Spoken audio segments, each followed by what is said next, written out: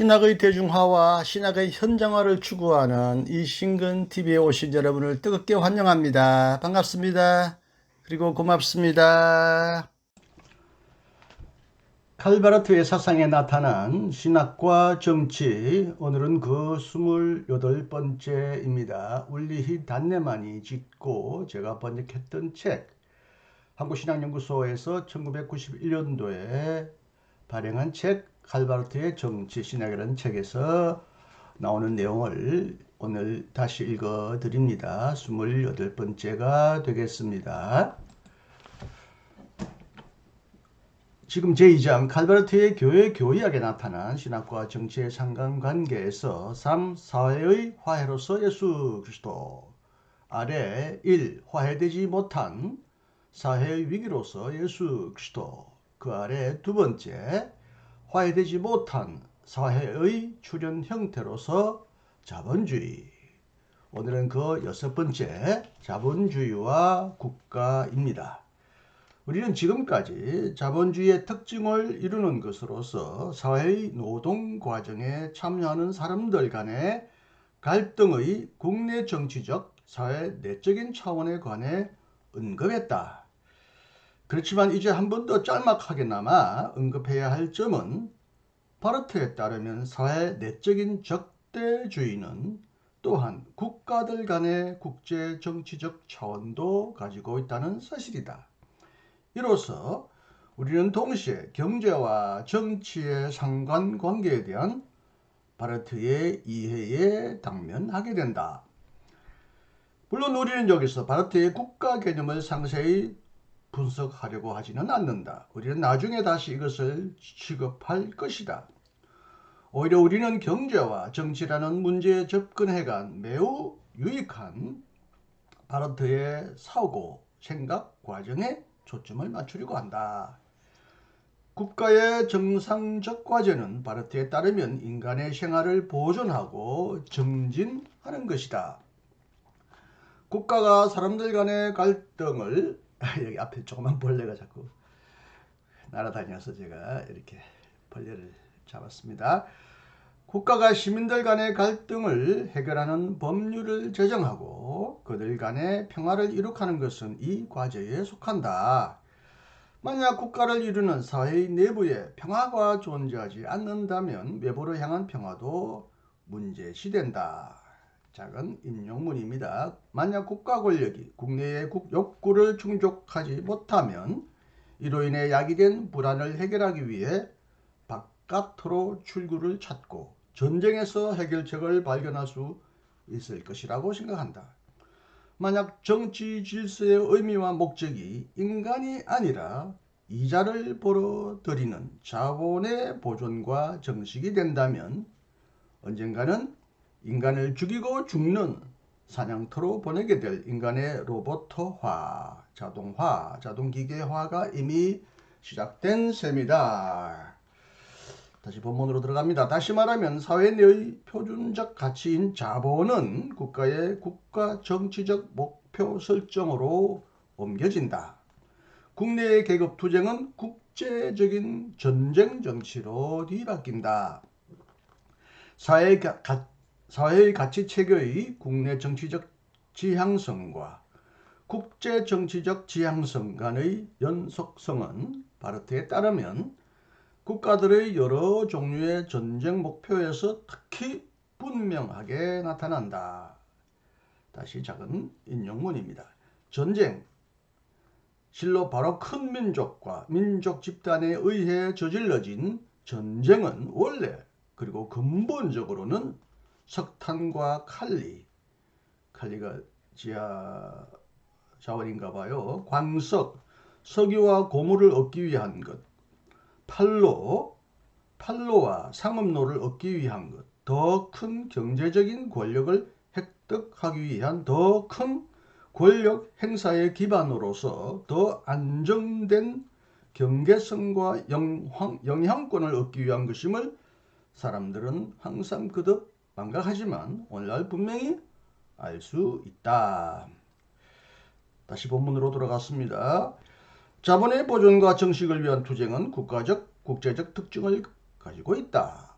경제적 이해와 국가 정치 간에 노출된 고리로서 바르트가 증거로 제시한 것은 무기 산업이다. 네. 작은 또 인용문입니다. 전 세계에는 현대의 기술공학에 의해 힘차게 가동되고 촉진되며 또 그 나름대로 이 기술공학을 촉진하는 광범위하게 뻗어나간 산업이 존재하는데 이것은 전쟁 산업으로서 모든 종류의 산업, 기술과 상업과 결탁한 채 수시로 가능한 한 많은 부존 자원을 소모하고 또한 그리하여 더 많은 수요를 자극하기 위해 새로이 전쟁을 일으켜 왔으며 또 일으킬 수밖에 없음은 오늘날 관심 있는 자에게 너무나 분명한 사실이다. 다시 본문으로 돌아갑니다. 즉 바르트에 따르면 자본주의에는 경제, 무기경제, 국가정치 그리고 전쟁 정치 간의 이해관계가 존재한다. 그리고 이 상관관계 때문에 생겨나는 위험은 국가가 1. 국제적으로는 경제적 이해의 도구가 되며 이것은 자본주의적 제국주의를 의미합니다.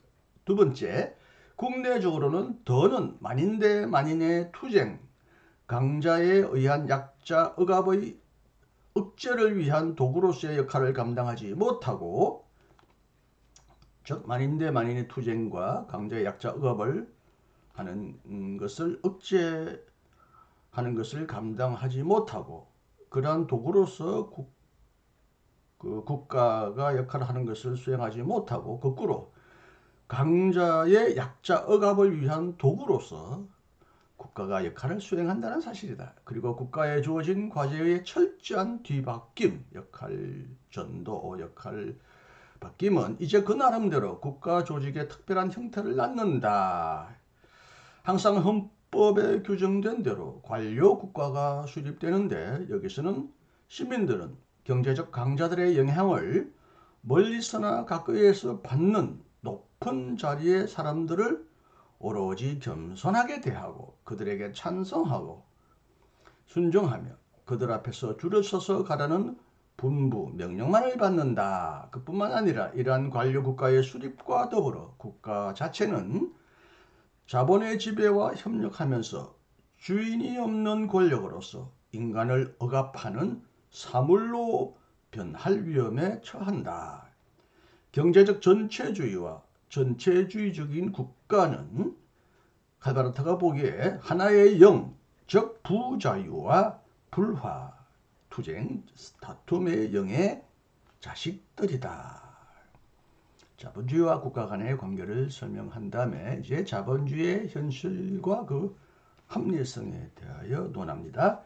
화해되지 못한 사회의 현대적 형태인 자본주의에 대한 바르트의 비판은 자본주의에서 통용되는 사물성, 물성, 물체성, 사물성에 대한 비판을 포함한다. 현대적 자본주의적 사물성에 대한 물질성이죠. 물질성, 사물성. 물질성, 사물성에 대한 이 비판이 세부적으로 무엇을 의미하는지 우리는 세 가지 점에서 짧게 설명하려고 한다. 첫 번째, 1. 자본주의의 만약 그렇다면의 합리성. 사물성은 자본주의에서 자본의 지배와 관련된다. 자본의 합리성은 자본주의의 합리성을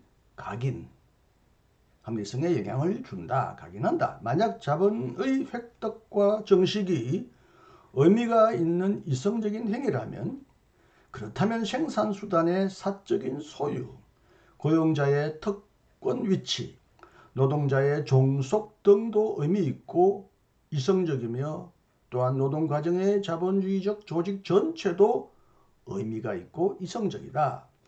자본주의의 원리를 수용하고 정당화하는 자는 그 결과도 수용하고 정당화 혹은 합리화하지 않을 수 없다. 따라서 사물성은 사회 안에서 지배하는 사물의 척도에 따라서 사회를 조직하고 그 속에서 행동한다는 것을 의미한다. 이 자본주의의 관료주의적 합리성. 합리주의인데요. 합리성이라고 했네요. 같은 말입니다. 이 자본주의적 사물성에 일치하는 것, 상응하는 것은 관료주의적 합리주의라고 부를 수 있는 사고다. 그런데 이 관료주의적 합리주의의 합리성은 단순히 형식적인 합리주의로 규정될 수 있는데 이것은 단지 자본의 지배의 영향을 받는 사회의 여러 관계를 가능한 한 효율적으로 만드는 것만을 추구한다.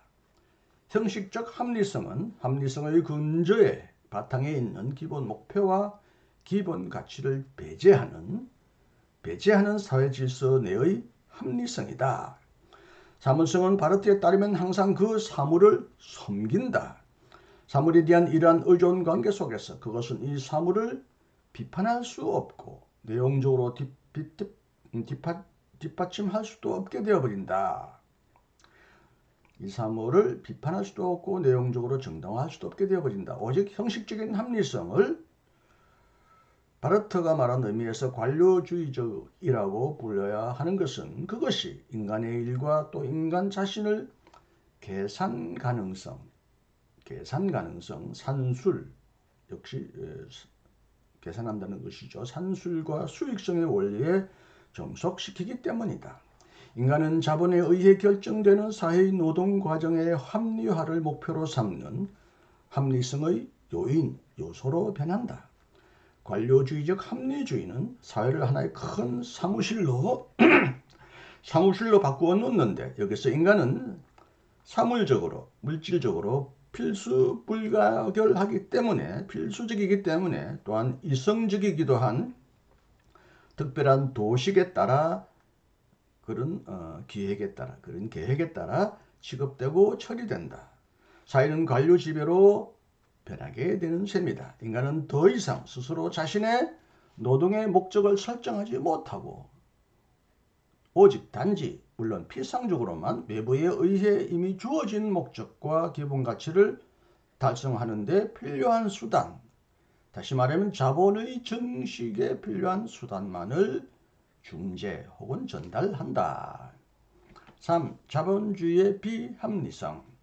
만약 자본주의에서 지배하는 사물성이 그 내적인 특성 때문에 자신을 움직이는 사물을 내용적으로 뒷받침하는 일을 포기해야 한다면 그렇다면 자본주의는 그 자체상 비합리적인 것이 된다. 왜냐하면 합리성은 단지 형식적인 합리성일 뿐만 아니라 1차적으로 내용적인 합리성이기 때문이다.